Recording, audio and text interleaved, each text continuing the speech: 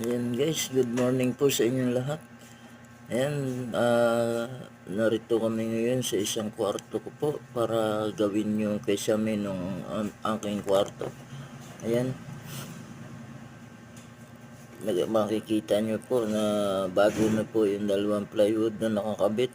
Good morning sa inyong lahat. Pakipollow po kami guys sa YouTube channel. Mag-subscribe kayo at aming Facebook. I-follow nyo po. Ayan, sa lahat po na nanonood, isang mapagpalang umaga po sa inyo lahat. Alas 8 na po ang oras. Isang mapagpalang umaga po sa inyo lahat. Ayan, nayari na po yung gitna ng aking kisame. Ayan, medyo nag-trip lang muna tayo. Isang mapagpalang umaga sa inyong lahat.